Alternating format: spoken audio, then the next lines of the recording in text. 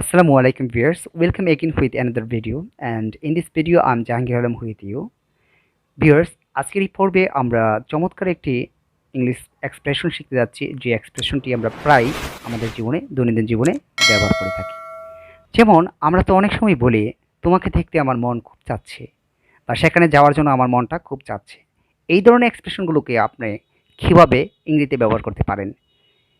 তাই এই এক্সপ্রেশনগুলোকে যদি আপনারা দৈনন্দিন জীবনে ব্যবহার করতে চান, তাহলে দেখতে থাকুন ভিডিওটি শেষ পর্যন্ত। আশা করি এই এক্সপ্রেশনগুলো আপনারা আপনাদের দৈনন্দিন জীবনে সুন্দরভাবে ব্যবহার করতে পারবেন ভিডিওটি দেখার পর। So let's get started without any delay.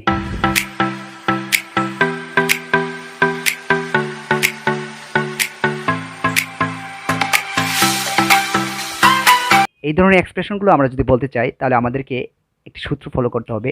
সেই সূত্রটি হলো subject plus am is are plus dying to plus verb one plus object. চলুন কিছু উদাহরণের মাধ্যমে আমরা এই সূত্রটি ক্লিয়ার করি।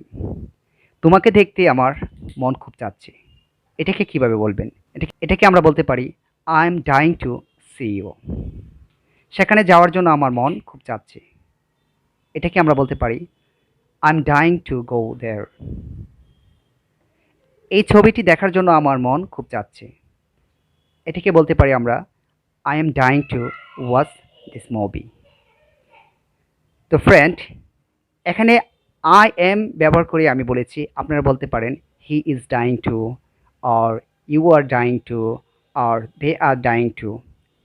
এই এক্সপ্রেশনটা এখন থেকে আপনাদের দৈনন্দিন জীবনে একটি অংশ হয়ে যাক, এবং যখনই বলবেন মন চাচ্ছে, তখনই আপনি বলতে পারেন আই এম ডাইং টু।